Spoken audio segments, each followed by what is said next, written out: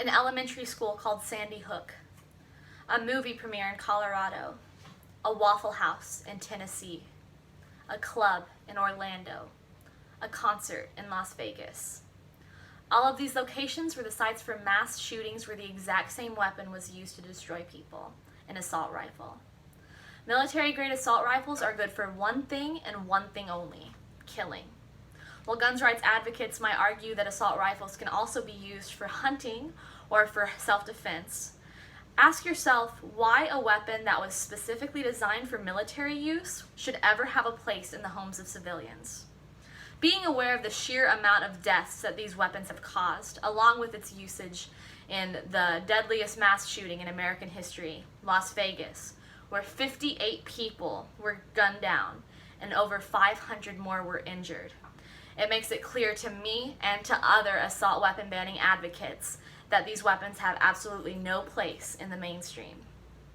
I believe there are 3 points that all American citizens should know when it comes to military-grade assault rifles.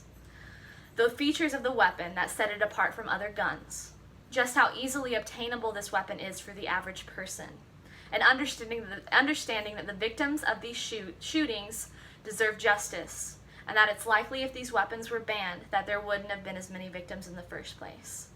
I'd first like to touch on the features of the weapon that make it so dangerous and set it apart from guns used for hunting and for home defense.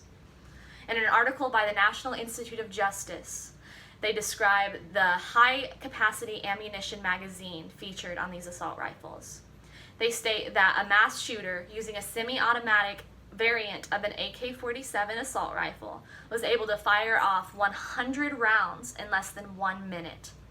A disturbing thought is the detachable magazine that is also featured on the weapon.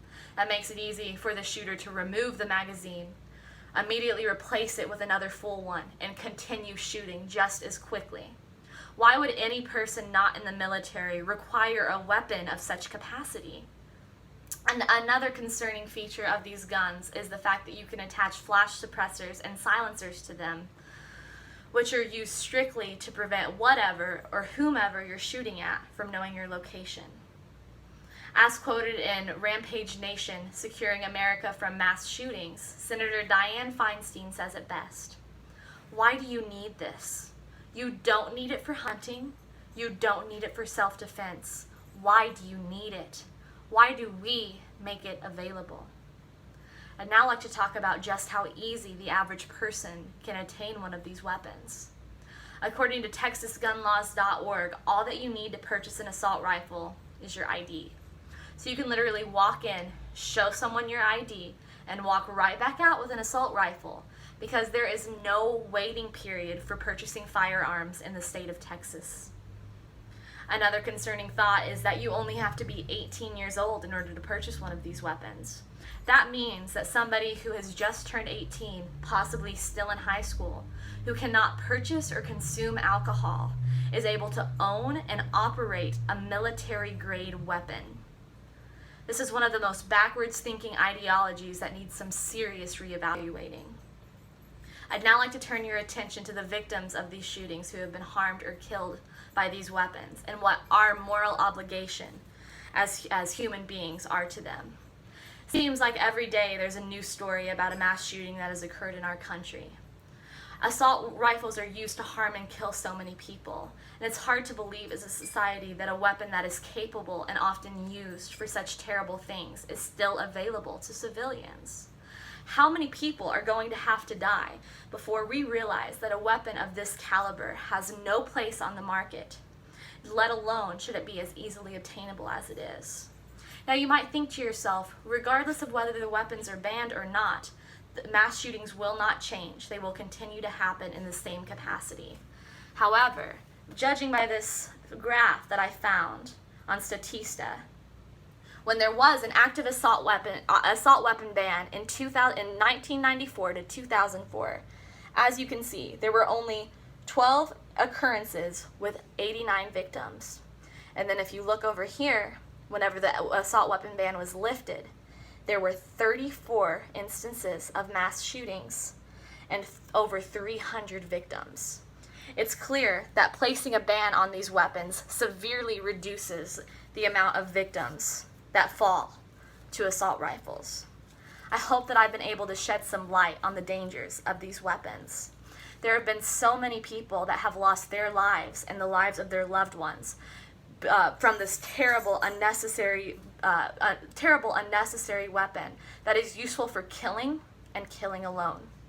I've touched on 3 aspects of military-grade assault weapons that I believe any and all American citizens should know about. Its dangerous features, how easily obtainable it is, and the sheer amount of victims that have fallen to this weapon. As Americans, it's important that we reject the ideology that military-grade assault weapons belong in the hands of civilians. Absolutely no benefit for the average person to be able to own and operate a military-grade weapon that is so deadly and has caused so much pain to so many people. As a society, we need to push for a future where these weapons are banned and banned permanently. Thank you for listening, and I, as a speaker, want to leave you with this.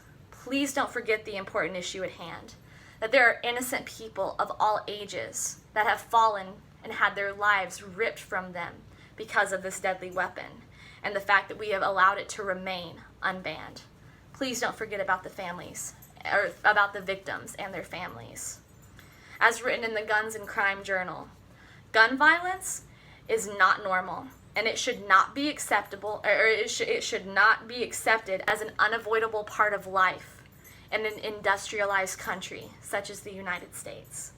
These massacres are not going to stop until we make them stop. Thank you.